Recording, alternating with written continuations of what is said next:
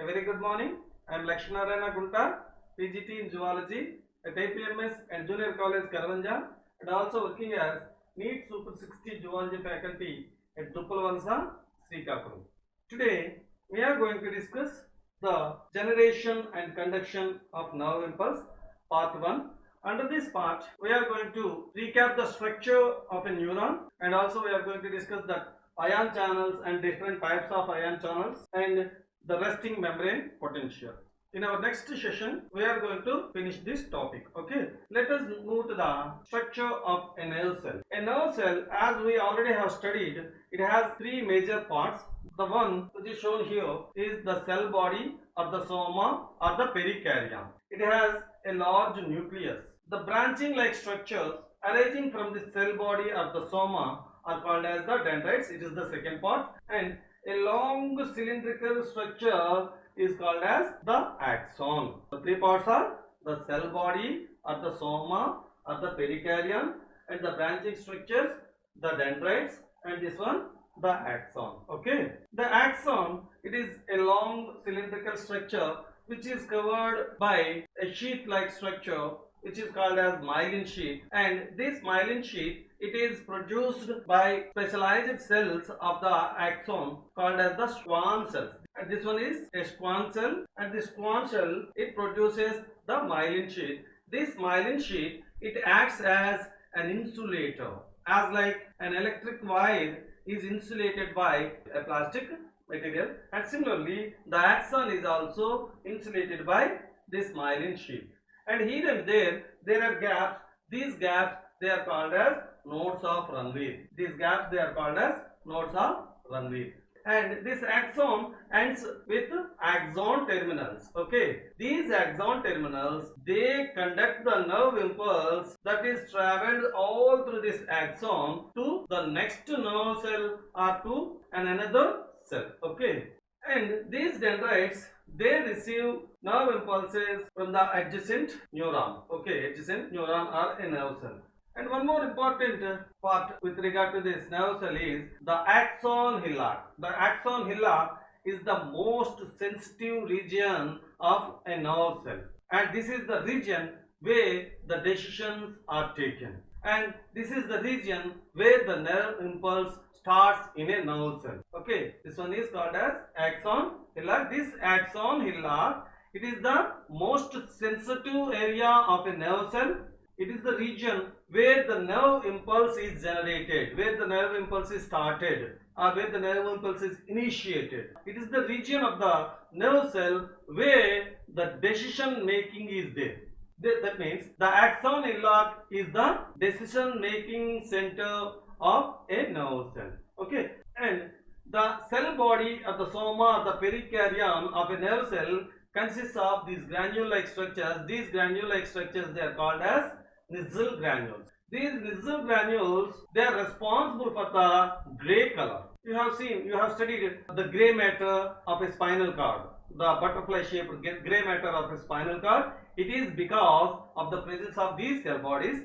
In these cell bodies also, these Nissl granules, they are responsible for the gray color of the gray matter or the gray color of the gray matter of the brain. And this one is a multipolar neuron, and it is a myelinated neuron. As it is having myelin sheath, it is called as myelinated neuron. Let us now move to an unmyelinated nerve cell. This one is an unmyelinated nerve cell where you can observe there is no myelin sheath covering this axon. Okay, that's why it is called as unmyelinated nerve cell. And this one is the structure is called as the axon. This part I zoom it up. Okay, here you can observe whenever a nerve cell is under resting condition, then outside there is always positive charge, inside there is always negative charge. This one is the axolemma. The axolemma is the plasma lemma of an axon. Plasma lemma of an axon is called as axolemma, and this one is the axoplasm. The cytoplasm of an axon is called as axoplasm. Whenever the nerve cell is not conducting any impulse, then inside the axon there always exists negative charge, whereas outside the axon there is always positive charge. Okay, we will discuss it later. And What is a nerve impulse? A signal that travels all along the axon is called as a nerve impulse. This nerve impulse, it ends in the release of a neurotransmitter. Okay, a signal that travels along the length of a nerve fiber and ends there in the release of neurotransmitters is called as a nerve impulse. These are the neurotransmitters. There are number of neurotransmitters: acetylcholine, dopamine, serotonin, glutamate, gamma aminobutyric acid, GABA, and noradrenaline. These are all different types of neurotransmitters. And here this is the ACH, acetylcholine.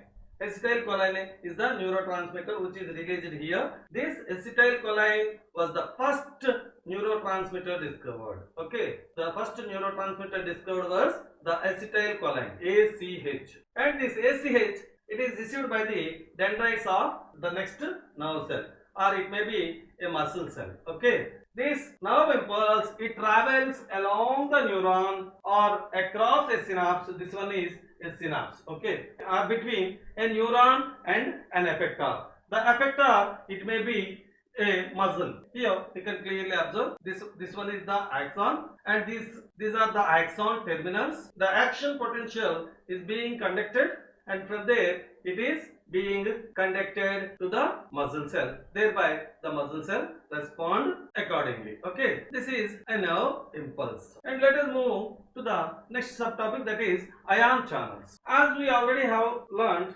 the axolemma, it acts as an insulator. It allows ions like sodium, potassium, etc. through some channels or through some gates only. Meanwhile, the plasma lemma, it won't allow the ions to pass through it other than the channels they are mentioned for. Basically, there are four types of ion channels we are going to discuss. The leakage channels, the ligand gated channels, the voltage gated channels, and the mechanically gated channels. There are four types of ion channels we are going to discuss. The first one is the leakage channels. The leakage channels, which are also called as leak channels, they are protein channels present on the axolemma. Axolemma is the plasma lemma of an axon. Here you can observe the leakage channels. A leakage channel which is opened, and this one is a leakage channel which is closed. These leakage channels, they allow sodium into the axoplasm or the cytosol. This one is the outside the axon, which consists of extracellular fluid. This one is intracellular fluid, which is also called as the cytosol. This one is a phospholipid layer. The axolemma is made up of this phospholipid layer, okay, which acts as an insulator. It won't allow substances to pass through it. It won't allow ions to pass through this. And there are particular sites on this axolemma which allow the ions to pass in or pass out. And these are called as channels. And this channel is called as leakage channel. It is a closed leakage channel, and this one is a open leakage channel. The axolemma has more K plus channels, more potassium channels when compared with sodium channels. That's why the axolemma is said to be more permeable to potassium ions than to sodium ions. Means axolemma has greater permeability to potassium ions than to sodium ions. Why? Because axolemma has more number of potassium channels when compared with sodium channels. That means these leakage channels or leak channels, they are further two types: sodium channels and potassium channels. This one is a potassium channel, and this one is a sodium channel. This sodium channel, it allows sodium ions to pass in. That means the sodium ions which are present in the extracellular fluid, they are transported to the cytosol. Whereas these potassium channels, they always allow the potassium ions to pass out through this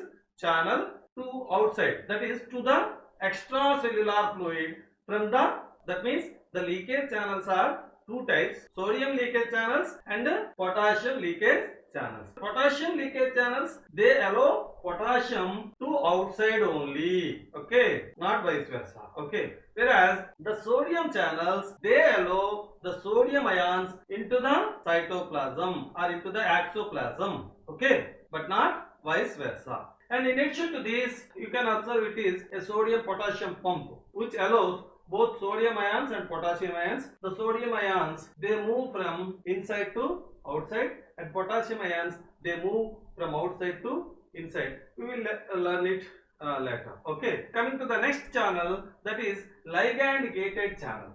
These ligand gated channels, they are also called as chemically gated channels. They are located on the postsynaptic membrane. Postsynaptic membrane means which is present after the synapse. This one is a postsynaptic membrane. These gates are called as ligand gated channels. They are opened when they receive a chemical stimulus. Okay.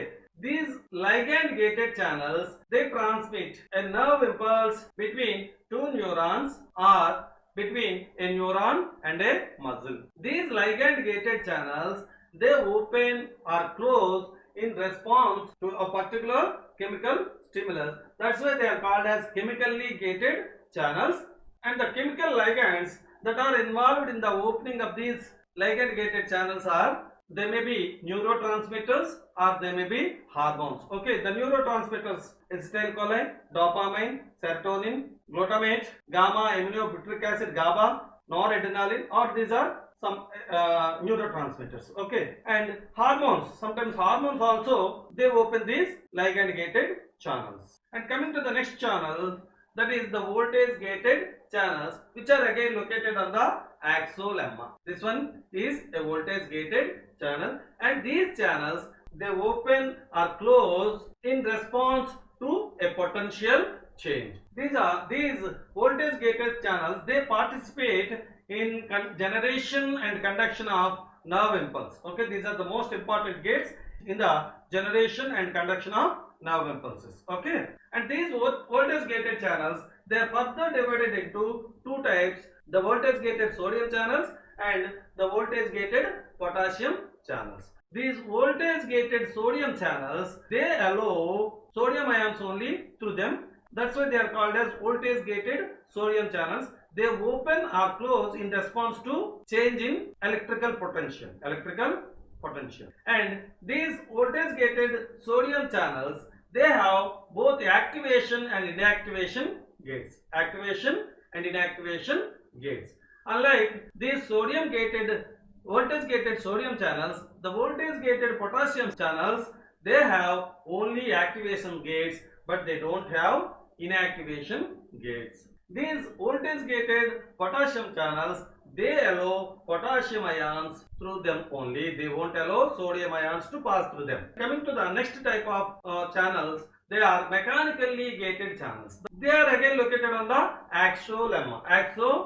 Here you can observe a mechanically gated channel. This one is a mechanical gated channel which is closed, and whenever a mechanical stimulus is given, a mechanical stimulus means it may be in the form of pressure, or it may be in the form of vibration, or it may be in the form of stretch.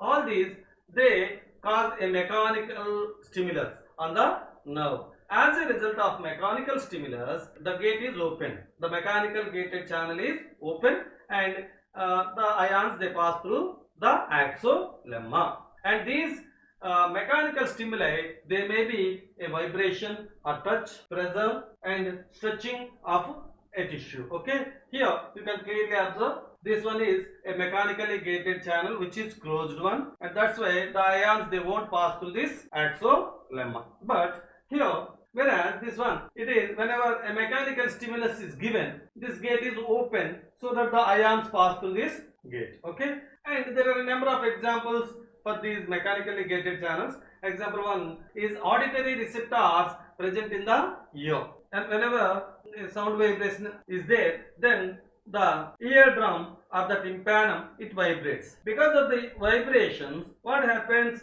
These three ear ossicles, they vibrate accordingly: the malleus, the incus, and the stapes. All these three, they vibrate according to the vibrations of the eardrum. As a result of this mechanical stimulus, the cochlea, which is present in the internal ear, it receives these mechanical vibrations. Thereby these mechanical gates, they open, and the nerve impulse is conducted, which is carried to the brain through this auditory nerve. Then we can identify that particular sound. Okay, this is an example for mechanically gated channels. And then one more example is there.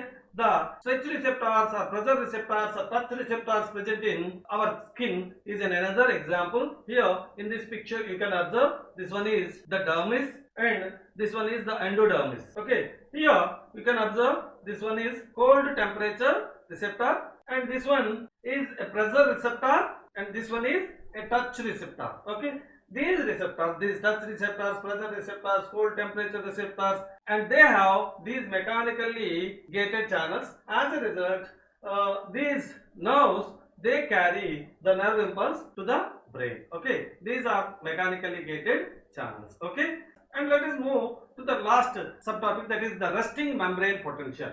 As I have already told you, the neurons, they respond to both external and internal stimuli and conduct a nerve impulse. What do you mean by a nerve impulse? As we already have studied, a nerve impulse is a signal that travels along the nerve and ends there in the release of neurotransmitters. How this nerve impulse is conducted? Whenever there is a stimulus, a threshold stimulus, then the nerve, it generates an action potential.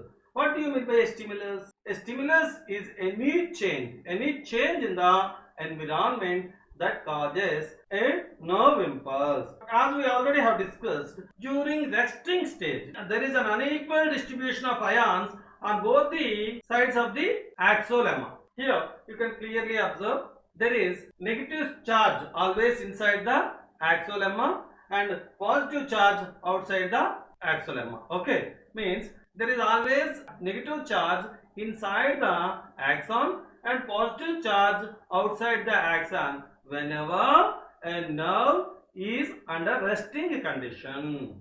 But as there is an unequal distribution of ions, there exists a resting membrane potential. Because of this small buildup of negative charge inside the axon, there occurs a potential difference. This potential difference is called as resting membrane potential or the transmembrane potential. This resting membrane potential or transmembrane potential, it ranges between -40 to -90 millivolts. Millivolts means it is 1000 part of a volt. The typical value of this resting membrane potential or transmembrane potential is -70 millivolts. Always remember that this -70 millivolts is inside the axon. The minus sign indicates the inside negative charge and outside positive charge. Okay, the transmembrane potential